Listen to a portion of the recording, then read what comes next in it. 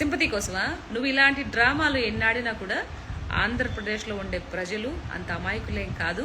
నేను ఎక్కడ కూర్చొని పెట్టాలో అక్కడ కూర్చొని పెడతారు. ఓకే, ఆల్రెడీ కూర్చొని పెట్టున్నారు. నువ్వు మళ్ళీ ఇప్పుడు ఓవర్ బిల్డప్ వేసి ఏదో నేను ఇక్కడ మసిపోసి మారేడికాయ చూపిస్తాను, ఏదో మాట్లాడేస్తాను అంటే అదంతా నమ్మే పరిస్థితులు ఆంధ్రప్రదేశ్ పీపుల్ అస్సలకి లేరనమాట. నీ మాటలైతే అసలు నమ్మరు కూడా. సో ఇంకోటి ఏదో మాట్లాడుతున్నావు, కలియుగ దైవం వెంకటేశ్వర్లు చూస్తున్నాడు, అందుకే పవన్ కళ్యాణ్ గారికి రుచి చూపించారు, ఆల్రెడీ చంద్రబాబు నాయుడు గారు కూడా చూశారు అని చెప్పేసి అంటున్నావు. నాకు ఒకటి అర్థం కాదు. అంటే పవన్ కళ్యాణ్ గారికి చూపించారు అని అంటే ఏంటి నీ ఉద్దేశం? మన మార్క్ శంకర్ పవన్ కళ్యాణ్ గారి అబ్బాయికి అక్కడ చదువుకుంటున్నప్పుడు అక్కడ జరిగి ఇన్సిడెంట్ గురించి మాట్లాడుతున్నావు కదా నువ్వు, అవునా? అంటే పిల్లలను కూడా వదిలిపెట్టవా నువ్వు? దానికి ఏది నీ నోటికి ఏది అనుసరించాల్సి వస్తే అది అనుసరించేస్తావా?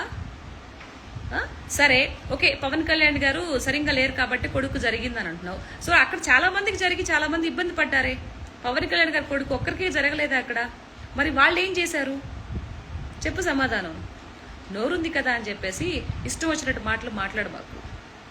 నువ్వు తిరిగి మళ్ళీ పదవిలోకి రావాలి, ప్రజలకి సేవ చేయాలి అని ఒక దృక్పథం, ఒక ఇది నీలో ఉంటే అది ఎలా సంపాదించుకోవాలి, ప్రజల నుంచి ఆ యొక్క ఇదిని మనం ఎలా తీసుకోవాలి అనే దాని గురించి ఆలోచించు. అంతేగాని అడ్డమైన మాటలన్నీ మాట్లాడి ఎవరి మీద ఇది చేస్తే బాగుంటుందా, ప్రభుత్వం మీద ఎలాంటి మాటలు మాట్లాడితే ఎలాంటి బురద చల్లితే బాగుంటుందనే ఒక నేపథ్యంలో అయితే ఇలాంటి మాటలు మాట్లాడక నేను నిజంగా స్పష్టంగా నీకు తెలియజేస్తున్నాను.